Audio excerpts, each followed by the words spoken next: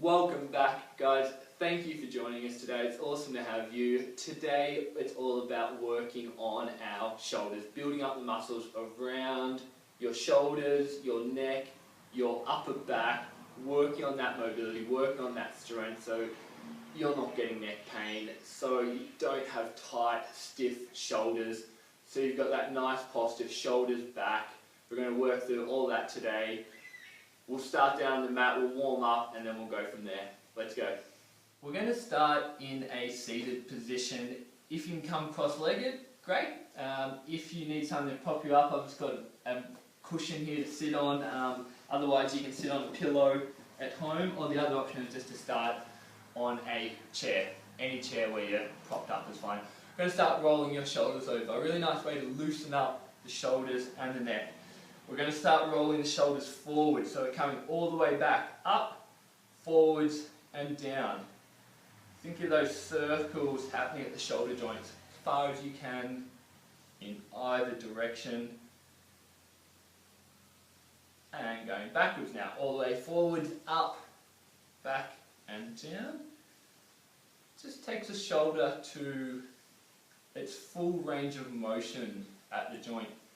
Typically, we spend the day either really trying to work on our shoulder posture and pulling our shoulders back, and that tends to create a lot of tension through the muscles at the back and they get really tired.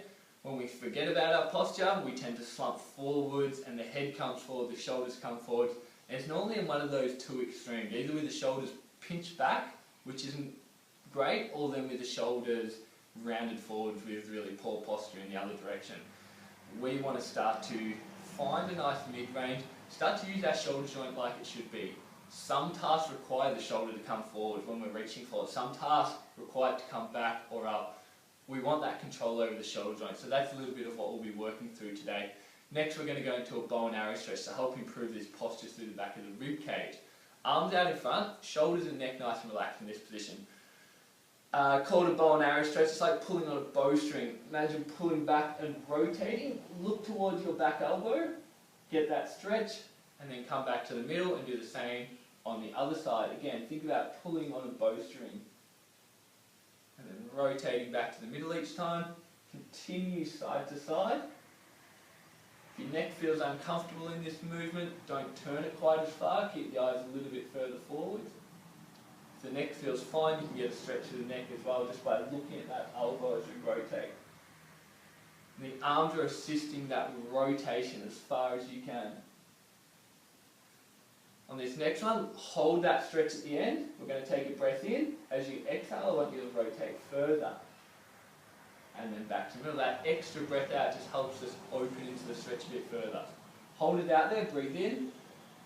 Exhale and rotate further. Couple more. Hold it out there, take a breath in. Exhale and rotate further. You should be starting to feel we're getting a little bit further in that stretch now. Be able to go farther each time. Okay, and back to the middle. And just a few more circles with the shoulders just to let all that relax. We'll come down, lying face down on the mat, and we'll go from there. Have your arms down at the sides. You can have the forehead down on the mat. If it's not very comfortable, just add in a small pillow or a bit of a towel underneath your forehead. The arms are going to be down at the sides. I want you to start by relaxing your shoulders onto the mat. Slump them forward, sink them down.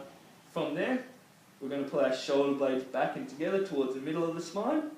And then slowly relax the shoulders back down, sinking them into the mat. And going again. So we're just pinching our shoulder blades back and together each time.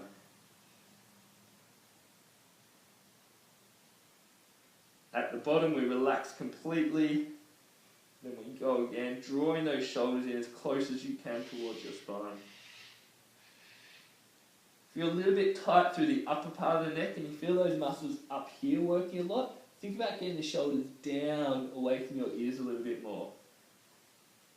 The further we come down, the more we work through what's called our lower and mid traps. These muscles at the bottom of the shoulder blades. Typically, they're a little bit weaker. So if we can think about drawing our shoulders down away from the ears, it can help just to take the pressure off those tight neck muscles at the top.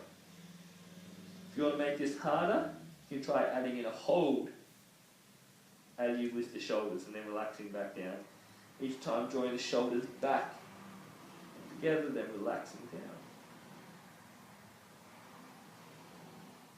Really nice one to get those shoulders back, to strengthen the muscle at the back of your shoulders, to improve that sitting posture, to improve your standing posture.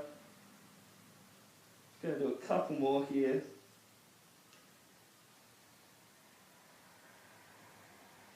On this next one, I want you to hold the shoulders back. We can lift the hands. We're just going to pulse our hands an inch up and down. Shoulder blades pinched in together. Keep them pinched in tight.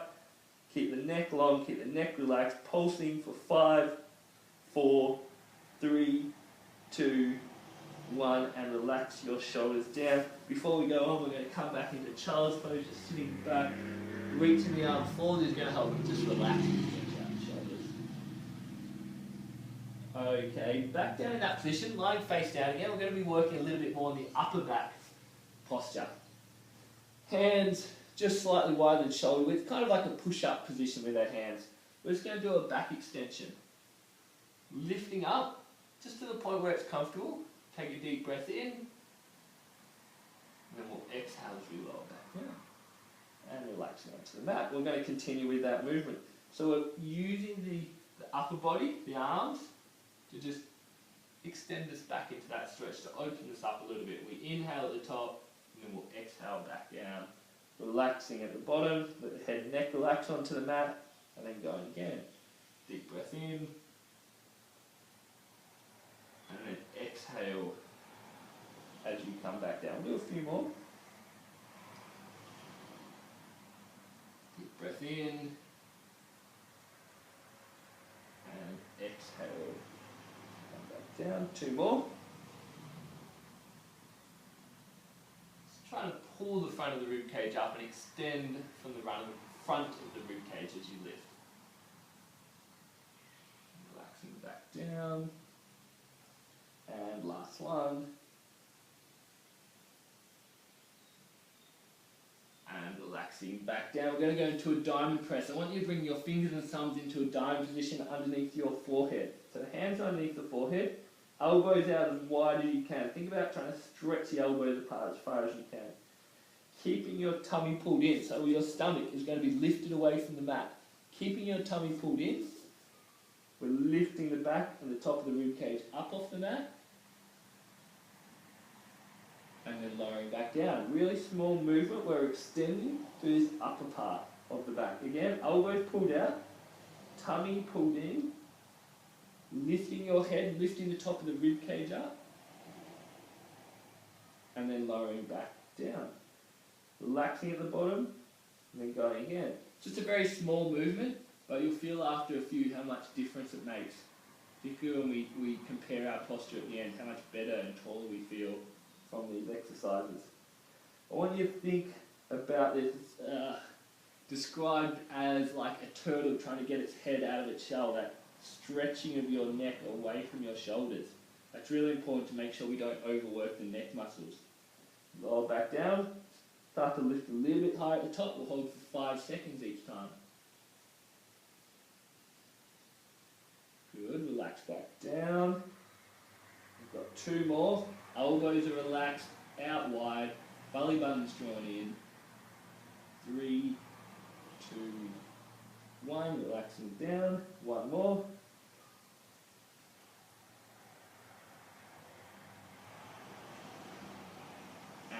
Relaxing back down, back into child's pose again, sitting back on the heels, reaching the arms forwards.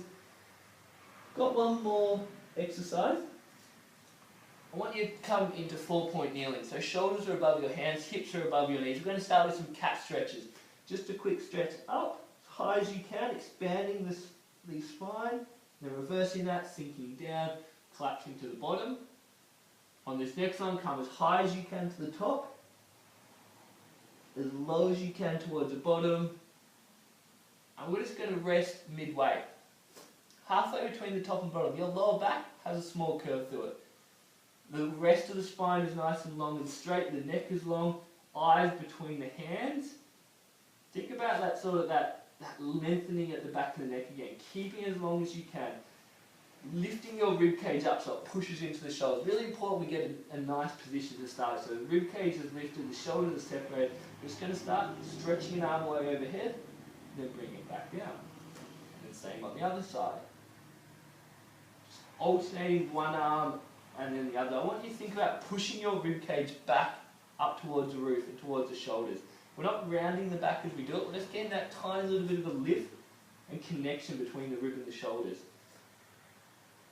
Let's make it a little bit harder. I want you to add in your opposite leg.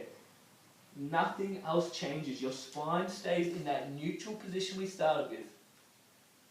We're working on that shoulder strength and that ability of our shoulders to be able to control the upper body. Reaching away with your fingertips. Reaching away with your toes. So we're lengthening between our fingers and toes as we reach out each time. Keeping that strength through the shoulders.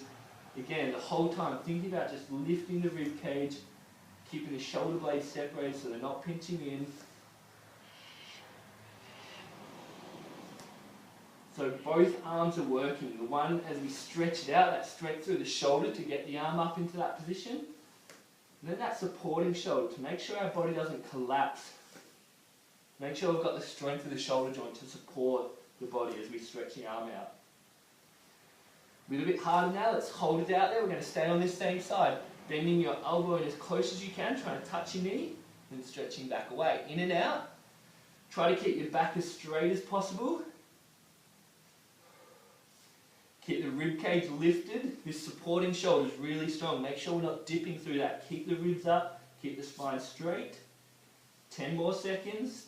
You should be able to start to feel it fatiguing. Going for 5, 4, 3, 2, 1, and bring your hand and knee down. Same on the other side. Stretch away to start as far as you can. Bend your elbow in towards your knee, close as you can, then stretch back away. Just going in and out, lengthening away as far as you can each time, and bring it back in. Last 10 seconds, really focus now. Keep the ribs up, keep the shoulders strong, keep the body as still as you can. 7, 6, 5, 4, 3, 2, 1. Hand and knee back down onto the mat. Sit back onto the heels. Into child's pose one last time. Reaching the fingertips away. Getting your breath back. Well done, guys. We're done for another week. Again, try to practice this class a few times throughout the week so you can keep up that fitness and strength.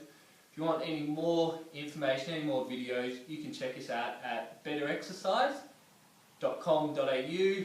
The resources section of our website has all the Pilates videos, all the extra information we offer. If you've got any comments, if you've got any suggestions or anything you'd like to work on in future classes, just leave a comment below. Thanks a lot. Have a great day.